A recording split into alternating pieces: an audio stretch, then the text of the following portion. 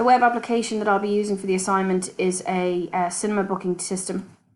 So it allows users to, two options. They can either view listings and buy a ticket without logging in, or if they log in, they have additional functionality where they can save account details and payment details. They can view a history of movies they've seen, and they can cancel bookings. In the real world, I think this is probably a bit more real, and I just thought it would be interesting in terms of implementation. I have access here for the registered user to log in, but they can also perform all of these other tasks once they are also logged in. The difference being that once they are logged in, it will actually save their purchases to their history, as opposed to when they're just a customer on the website and they haven't logged in. None of this information, none of their bookings will actually save. So in my main class diagram, I have here the list of class objects I'll be using. So I'm going to be mostly working with movies, essentially. So a movie will have a title, a duration, a certain category. I have a get movies operation to allow me to kind of pull a list of movies from the database. So all this information will be saved in the database. I then have a screening class, which is essentially a screening will be a movie at a given time and date. So it will be a movie with a date and time and on a particular screen. It'll also have a seats left value so that I can check and see if when a customer is trying to make a booking, if there's actually any seats left for that particular screening. So the association here is a one-to-many, being that a screening can only be of one movie, but a movie can have various screenings on different days and even on the same day at different times. And then I have an association here between screening and booking, where a booking has a one-to-one relationship with screening, because a booking will be of one particular screening of a particular movie at a particular day and time.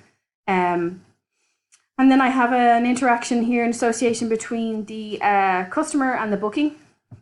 So a customer and a booking, customer can have one or many bookings, but a booking will only be associated with one particular customer because it'll be registered on their particular account in their account history.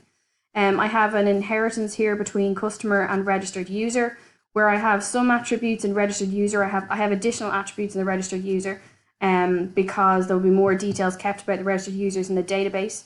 And then I'll be overriding the operations from the inherited parent customer class, because there'll be additional details that I'll need to take and save and do things with for the registered user, including stuff like kind of their payment details.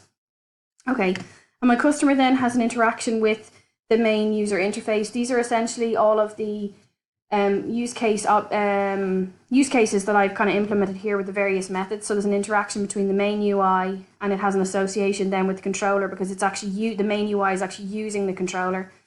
I had a little bit of difficulty naming that association there. And then I have a controller that has a relationship with the DAO object, and the DAO object then directly interacts with the database to do all the reads and the writes. So I have a little bit of abstraction there. The modeling, I just want to point out, the modeling is just this is for a registered user, someone who's already logged in, and that some of the operations that are in the use cases have actually been taken care of in some of the methods here. So it'll be in the use cases, there are some things that are not listed in the main UI because they've been kind of amalgamated together into a single method in the class diagram and as part of the implementation. I did make a few extra data types. I have an array list here. I'm going to be using an array list to return back a list of the user's history of movies that they've watched. So it'll be an array list of type movies. So I have my sequence diagrams here.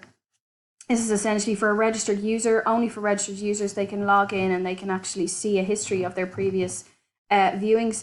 So it is an interaction between the registered user, the main UI, sending a message to the controller and the DAO, who returns a list of the bookings associated with a particular user. And then I have view screenings. This is a very similar kind of thing. It basically shows the screenings for a particular movie. So it takes account of a movie that a user wants to see, and it brings back a list of those movies for today, tomorrow, the next day, essentially for a set couple of days. So it shows them all of the viewings that are available over the next couple of days. So it takes in account of a movie, and it returns back then a list of movies and a list of screenings for that particular movie. Excuse me. And then finally, I have make booking. This is a little bit more complicated. It's essentially for registered users when they're making a booking, and it's going to save their booking because it only saves if they're a registered user. It takes in a screening of a particular movie, so that's a movie at a particular time on a particular day, and the number of tickets they need and a payment method.